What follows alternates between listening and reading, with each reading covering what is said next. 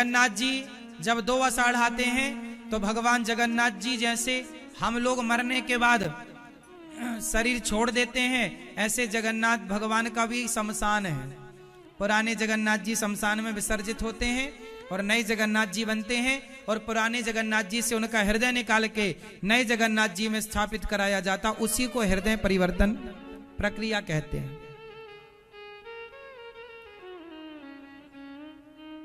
तो जगन्नाथ जी भगवान गए क्या, एक रूप से कण कण में समा गए, एक रूप से भगवान अपनी लीला पूरी करके परम धाम को गए।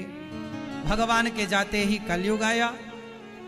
कलयुग ने राजा परीक्षित की बुद्धि बिगाड़ी और राजा परीक्षित को 7 दिन में मरने का श्राप लगा। पर भागवत सुनी, भगवान अपने धाम को गए। अर्जुन भगवान की पत्नियों को लेकर गए तो भीलों के रूप में भगवान आए और अपनी पत्नियों को लेकर धाम को गए। द्वारिका पानी में डूब गई और भगवान की लीला पूरी हुई। 125 वर्ष की भगवान अपने धराधाम को गए। 7 दिन की कथा पूरी सुनी, अंतिम ज्ञान देकर सुखदेव जी चले गए। भागवत सुनी परीक्षित जी ने, इसलिए परीक्षित जी को जब तक्षक ने डसा तो उनकी मृत्यु तो हुई पर उनका मोक्ष हो गया, क्योंकि भागवत सुनी। जो भागवत सुनता है उसकी कभी अधोगति नहीं हो सकती, उसकी कभी भी दुर्गति नहीं हो सकती। इसलिए आप अपने जीते जी अपने लिए भागवत सुन लो।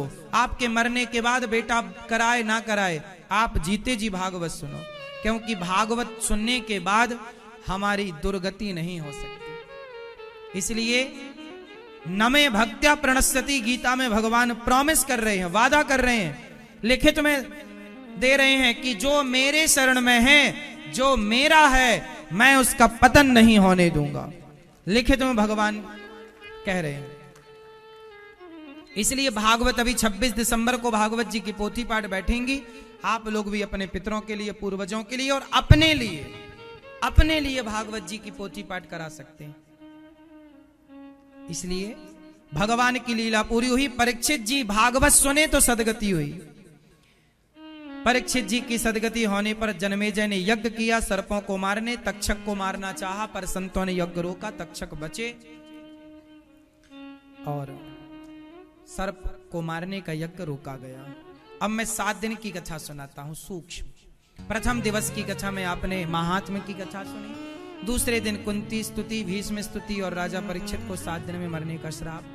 तीसरे दिन ध्रुव चरित्र, चौथे दिन जन्मोत्सव, 5वें दिन बाल लीला, 6वें दिन रुक्मणी मंगल और 7वें दिन आज सुदामा चरित्र के साथ दास अनिरुद्ध अपनी वाणी को प्रभु के चरणों में समर्पित करता है। 7 दिनों की कथा में मेरी वाणी से कोई अपराध बना हो तो अपना भाई, अपना दास, अपना सेवक मानकर क्षमा कीजिएगा। 7 दिन की कथा आपने सुनी है। आज मैं आपसे कुछ मांगना चाहूंगा, पैसा नहीं। आज मैं आपसे मांगना चाहूंगा, रुपया पैसा हीरा मोती नहीं मांगूंगा। कौन कौन देना चाहेगा जो मैं मांगना चाहता हूं? हीरा मोती सोना चांदी नहीं। कौन कौन देगा? देंगे? कथा सुनी है तो दक्षिणा मांगता हूं 7 दिन की। मैं आपसे नोट नहीं चाहता, वोट नहीं चाहता, आपसे कोई धन दौलत नहीं चाहता। देना है तो अपने जीवन की प्रत्येक बुराई लाकर भागवत जी के श्री चरणों में समर्पित कर दीजिए और यहां से केवल अच्छाई ही अच्छाई, जो ज्ञान मिला, जो सीखा, वो लेकर के यहां से जाइए। सास बहू का झगड़ा आप छोड़ दो, भाई भाई का झगड़ा, नफरत, ईर्ष्या, द्वेष त्याग दो और प्रेम प्रकट कर लो। प्रेम का बीज बोलो अपने मन मंदिर में, हृदय में, और प्रेम में आनंदित रहकर भगवान के शरण में रहो।